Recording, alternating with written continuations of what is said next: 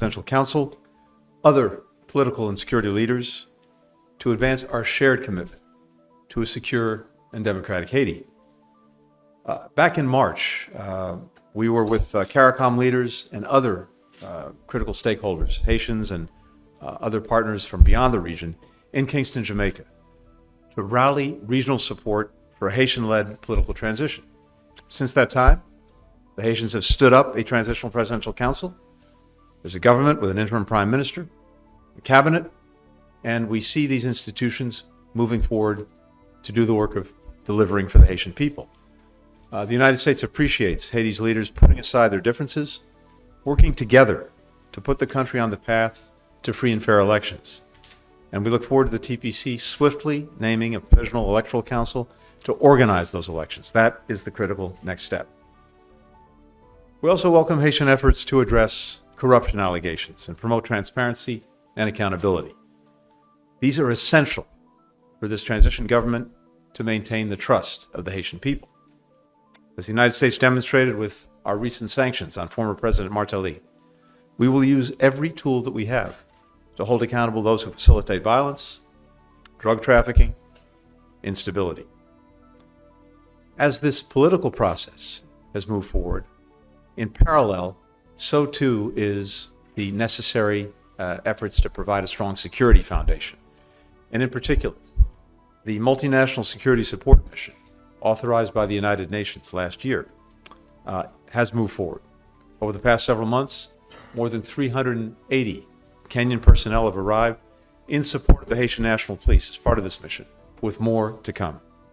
In recent weeks, the MSS with the Haitian National Police has increased joint operations, taking the fight to the gangs and delivering a powerful message.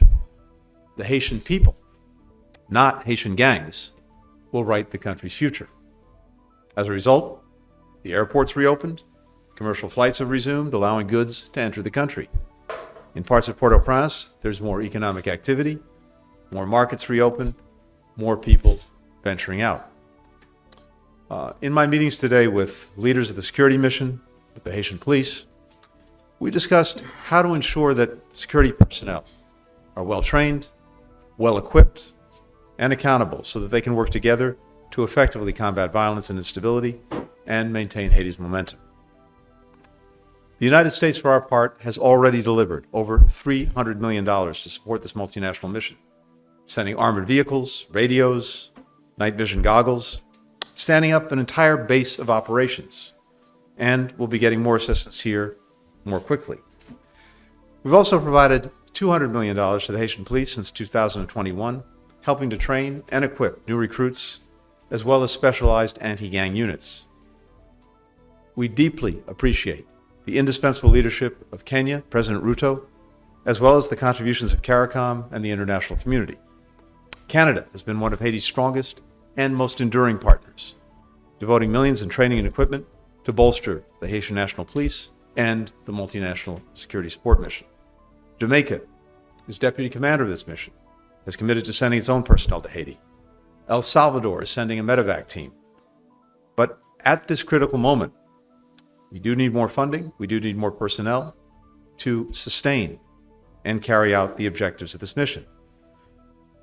The United States has been actively working to secure this additional support. In a couple of weeks, we'll be at the United Nations for the General Assembly.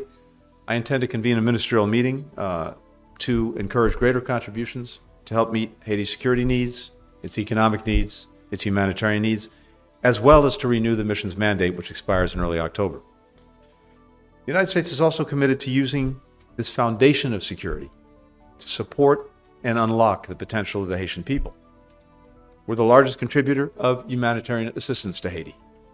That includes an additional $45 million in humanitarian aid that I'm announcing today, bringing the total U.S. aid to over $210 million this year.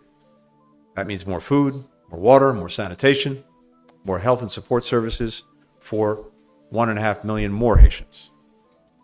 In the long term, the United States is working to return Haiti to the path of growth and opportunity, including through a whole-of-government strategy that the United States and Haitian stakeholders have developed to prevent conflict and promote stability here in Haiti.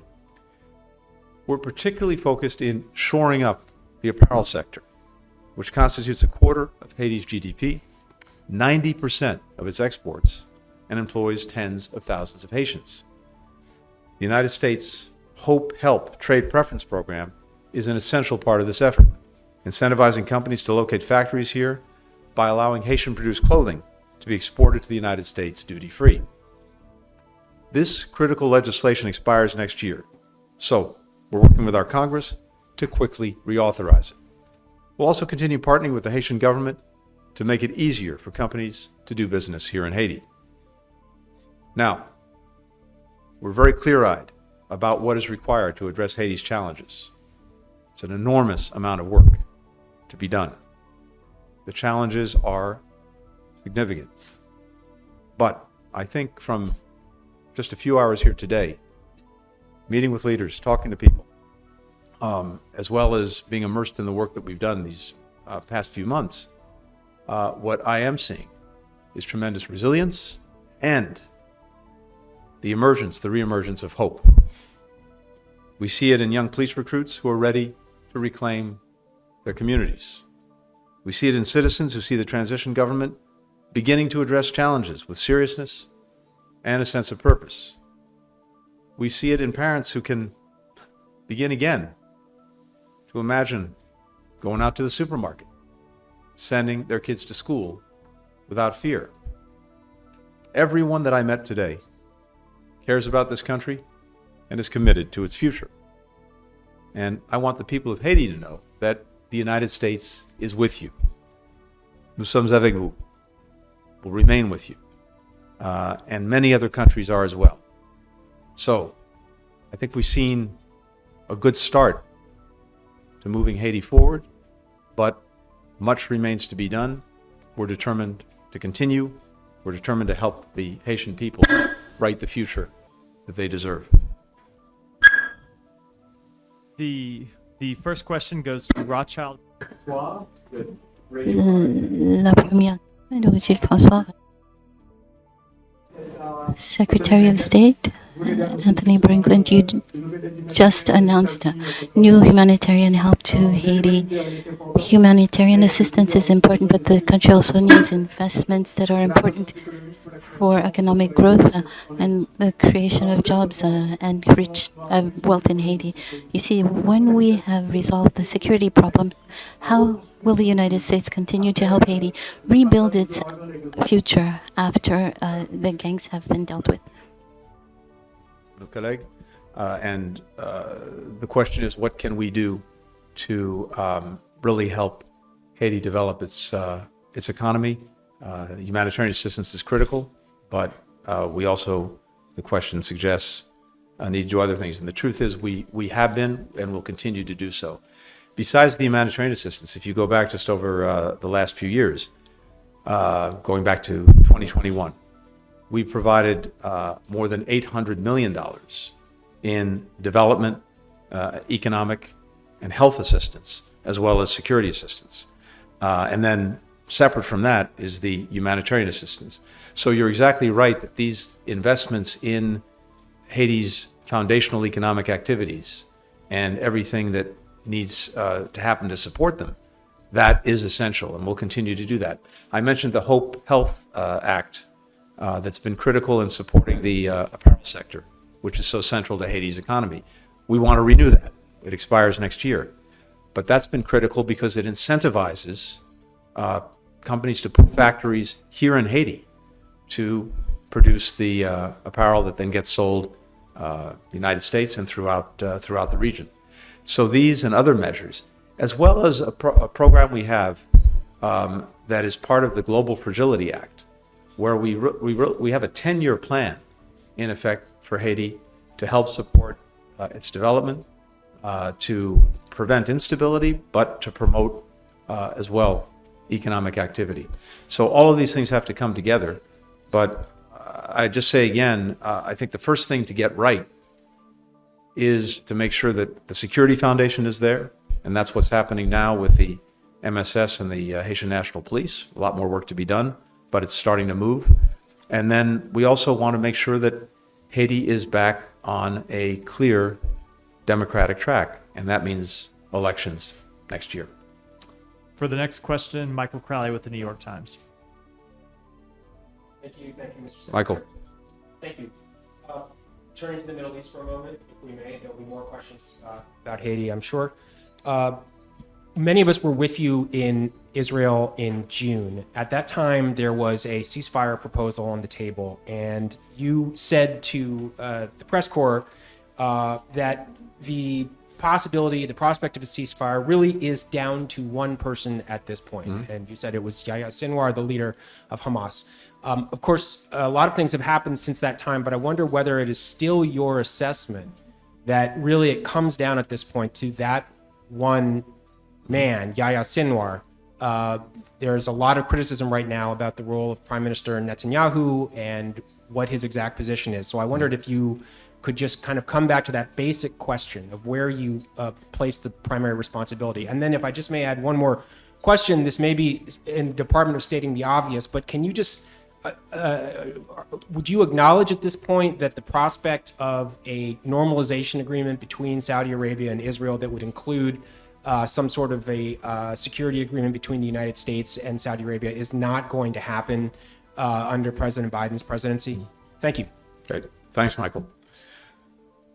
So you're right that's exactly what I said in June, and you're also right that since then there have been intervening events, and I think that only underscores something truly essential, which is that as close as we have gotten, and as close as I believe we are to getting a ceasefire agreement, every day that goes by where it is not finalized and the parties don't say yes, period, is a day in which something else happens.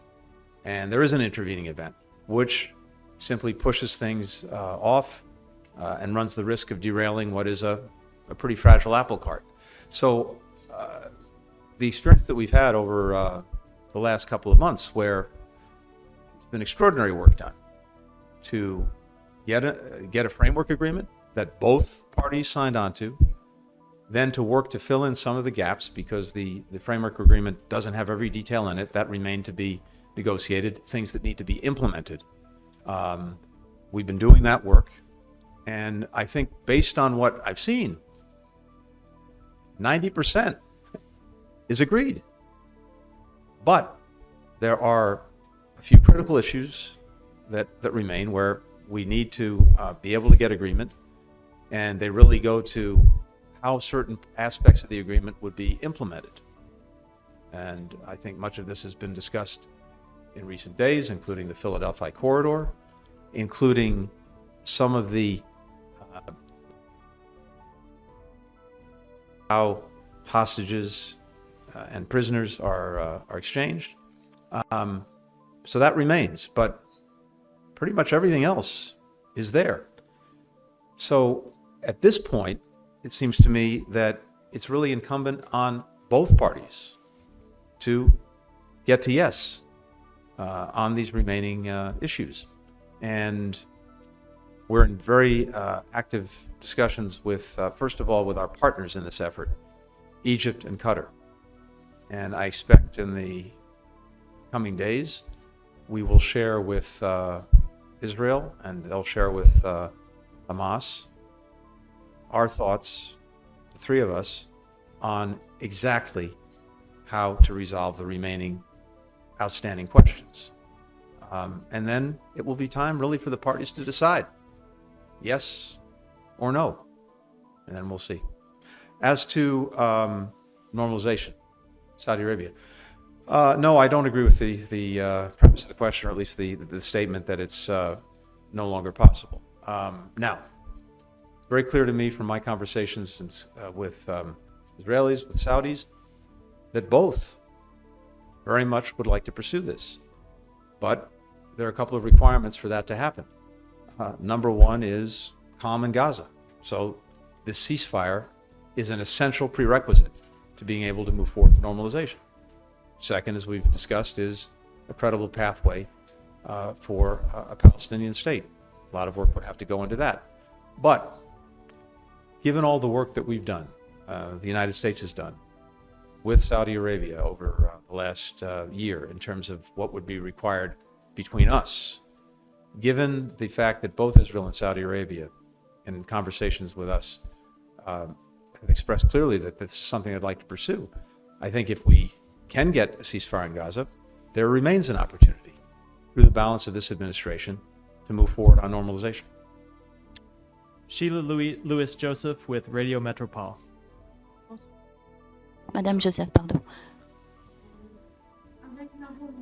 Hello, Secretary of State. With the will to transform the MSS in Haiti into a peacekeeping mission, will this not encounter opposition from Russia and China, who have the right to veto? And what will happen after October 2nd, 2024? I will answer. First, I think it's important to note that the entire UN Security Council got behind the multinational security support mission. And I think it's because it was clear that that mission is important to the people of Haiti and to the future of this country. It's important to countries throughout the region. And we even see countries well beyond the region making clear the importance that they attach to the mission because they know that restoring security here, taking the streets back from the gangs, is critical. So given that, it seems to me the world, including the countries you mentioned, have already demonstrated support. The mission itself needs to be renewed, and that's what we're working on right now. But we also want to make sure that we have something that is reliable, that's sustainable, and we'll look at every option to do that. So a peacekeeping operation would be one such option. I think there are others.